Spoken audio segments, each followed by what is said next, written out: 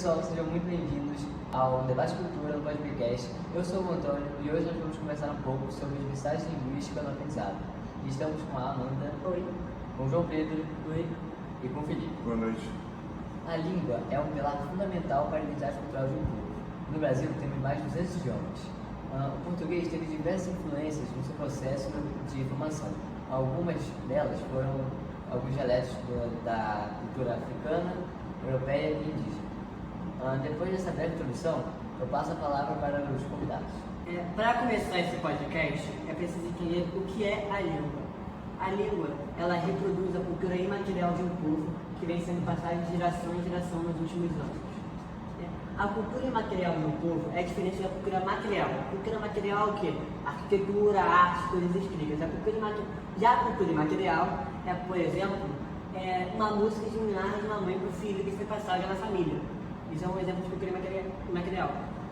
Para isso, existem as variações linguísticas, que lutam e resistem contra a homogeneização cultural que vem decorrendo nos últimos anos devido à globalização. A homogeneização cultural é o processo de pegar as características semelhantes de diferentes culturas e juntar e deixar semelhante, deixar homogêneo, como se fosse só uma língua. Por exemplo, o português. O português surgiu de diversas línguas. Tem a língua portuguesa original de Portugal também, tem as palavras de línguas de imigrantes, tem os povos originários indígenas, etc. João, você sabe me falar o que é homogeneização cultural? Homogeneização cultural é o processo de tornar características diferentes e semelhantes de diferentes culturas. Então, agora que vocês falaram disso, eu acho que um exemplo muito bom são os sotaques das regiões do Brasil. Que, por exemplo, nos anos 90, era impensável você imaginar uma pessoa do Rio de Janeiro falando gírias de São Paulo. Só que eu, no meu dia a dia, eu falo mano com muita frequência, que é uma gíria de origem paulista. Eu falo muito, tipo, às vezes oxente, é uma gíria lá do Nordeste. Sim. Acabou se tornando popular até por conta da própria migração interna, né? Uhum. E tem muito a ver também com o avanço, né, tecnológico dos meios de transporte e de comunicação. Porque agora essa troca cultural é muito forte. E muito rápida também, né? Sim. Outro conceito que eu acho muito interessante a gente trazer para esse debate é o de planificação linguística. Planificação linguística é o quê? É a colocação em prática de políticas linguísticas, que antigamente a gente acreditava que era uma prerrogativa só do Estado, mas hoje em dia a gente entende que existem outros agentes da sociedade civil. Está meio abstrato, então eu vou explicar melhor. O Estado, por meio da língua oficial da norma padrão, vai tornar homogênea a língua do país. Como, por exemplo, o Brasil tem 200 idiomas diferentes que são falados, mas só o português é a língua oficial do Brasil inteiro. Então, você cria uma hierarquia entre as línguas faladas no território, e isso vai fazer com que as outras línguas percam importância e logo percam uso. Agora, com a norma padrão. A norma padrão, ela vai reduzir as variações linguísticas, como, por exemplo, um sotaque mineiro. O sotaque mineiro, ele tem diversas coisas que são consideradas erradas de acordo com a norma padrão. E esse é só o papel do Estado. Mas agora existe o papel também da sociedade civil. Porque quando uma pessoa com sotaque mineiro fala e, sei lá, alguém julga, essa pessoa usou essa pessoa por conta do sotaque dela, essa pessoa vai se sentir oprimida e desestimulada a falar da forma que ela fala. Então, isso vai matar as variações linguísticas regionais. Então, a gente está falando disso, né? Falou de norma culta e tudo mais. E eu vou explicar o que é isso, né? Para até dar para entender melhor esse debate. A norma culta, ela é um outro nome dada à língua padrão, a língua culta, né? Que nada mais é do que a língua que a gente encontra nos dicionários, a língua que que está gramaticalmente correta, que a gente usa na gramática, que é a utilizada nas escolas. Mas a gente tem a oposição a ela, que é a língua coloquial, que é a linguagem popular, são as gírias, a fala do dia a dia. E a gente pode perceber muito isso através das músicas, porque mesmo as músicas, em sua grande maioria, sendo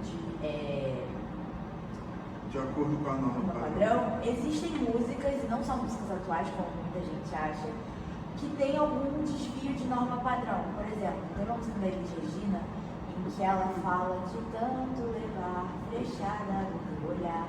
E o termo frechada, gramaticalmente, está errado. O certo seria flechar. Mas, coloquialmente, está tudo certo. Existe também uma música do MC Daniel, que se chama Nome de Pagodinho, que em um momento da frase ele canta Hoje Nós é um Marinheiro. E Hoje Nós é um Marinheiro está gramaticalmente bem errado, mas coloquialmente também está certo. Então, né, tem essa questão. Mas também, voltando assim muito para o aprendizado, a língua coloquial ela não tem vez, até porque na BNCC, né, na Base Nacional Curricular, a gente tem que usar em todo e qualquer projeto, em todo e qualquer artigo que a gente produza, uma linguagem da norma culta. Então, por exemplo, isso acaba às vezes até dificultando o aprendizado de outras pessoas, tendo em vista que você vai usar uma língua que nem todos puderam ter acesso. Então, ler alguns artigos científicos se torna meio difícil para algumas dessas pessoas. Sim.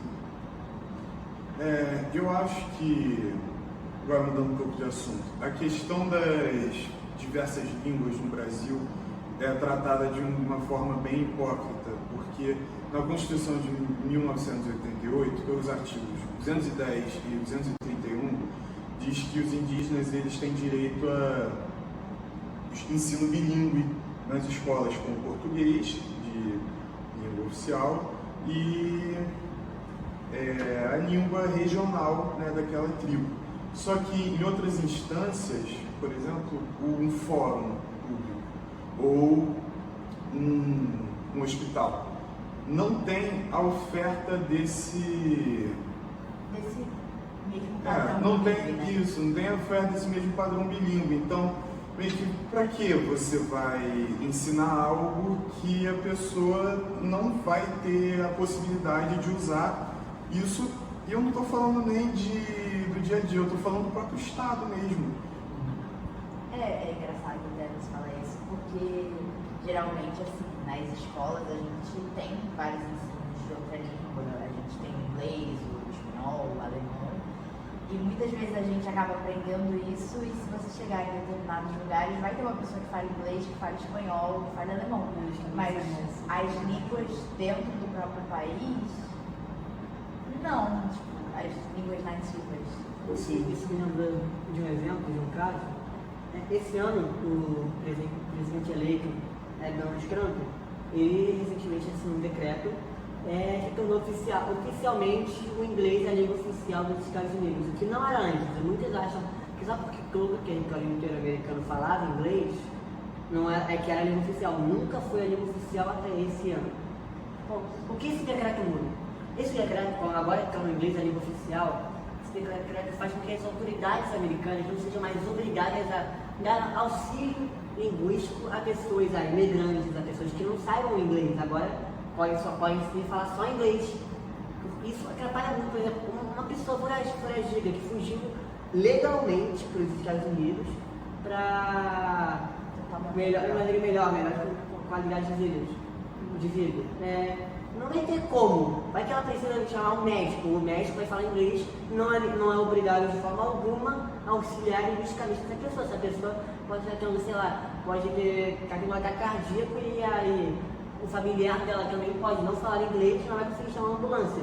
Na verdade, assim, até ter como tem, mas a partir do momento que não é algo obrigatório, eles não precisam fazer, mas eles também não são, ninguém vai apontar uma arma na cabeça deles e falar, você não pode falar em espanhol com essa pessoa.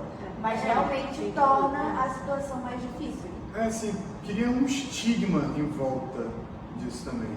Até porque a Califórnia, até pouco tempo atrás, eles se comunicavam diariamente falando em espanhol. Tem até um caso que eu vi uma vez de um do próprio Moyo, que ele fala, no período em que ele morou na Califórnia, lá, né, ele fala, você tá em terra de latino, não tem isso de ficar falando inglês aqui não, você vai aprender espanhol e falar em espanhol. Mas isso é exatamente isso é um problema que tem muito aqui no Brasil, porque como a gente tem uma língua oficial decretada pelo Estado, que é o português, isso atrapalha muitas outras pessoas que a gente interage nessa fala. Por exemplo, os nativos, os originários, às vezes são separados ou não, tipo, que separados no caso não isolados totalmente da sociedade, tipo, só não tem Tem suas aldeias. isso. Temos exclusão social aí. E agora, relacionando um pouco mais com o nosso tema. É muito mais fácil você aprender algo na sua língua materna. Então, se eu vou estudar alguma matéria, eu vou dar prioridade a artigos em português, apesar de falar inglês também. E o aprendizado, ele não vai se dar só na escola. O aprendizado, ele ocorre em todo momento do seu dia a dia. Você experiencia algo que você não tinha experienciado antes, uma coisa nova. É aí que ocorre o aprendizado. Então, essa segregação vai atrapalhar totalmente a formação desses indivíduos. Isso é algo que não pode acontecer. Eu vi que vocês estavam falando sobre a perda de linguística sendo um problema. Você sabe alguma solução para isso? Agora é o momento que ele está mais esperando por Nossa, ele tá muito ansioso. Tenho certeza, ele vai para essas férias nesse lugar, vocês não estão entendendo. Então, tem um município no Amazonas que eu acho muito interessante, que é o São Gabriel da Cachoeira, que é um município de maioria indígena, né, da população indígena, tem 90%.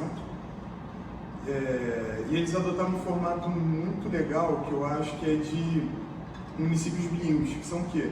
Municípios que têm, além da língua oficial, que é o português, línguas cooficiais municipais. As línguas cooficiais municipais de São Gabriel da Cachoeira são 22. Elas vêm de 4 troncos linguísticos diferentes, que são Aruac, Macu, Tucano Oriental e Tupi. Eu acho interessante por quê? Porque é o Estado dando mais visibilidade a essas outras línguas e dando um amparo. Então, quando o próprio Estado reconhece essas línguas, você vê que elas não são mais tão marginalizadas e colocadas tão abaixo assim, numa hierarquia. E além de São Gabriel da Cachoeira, existem outros 11 municípios de maioria indígena e diversos outros de maioria falantes de outros dialetos estrangeiros, como o japonês, o alemão e o italiano. Certo. Felipe, você sabe me falar algum exemplo desse município? Então, tem Pomerode, em Santa Catarina, que é um município com muitos descendentes de pomeranos, que são um povo alemão da região do Mar Báltico. Pomerode tem, além do português, de língua oficial, tem as línguas oficiais alemão e desde 2017 o pomerano.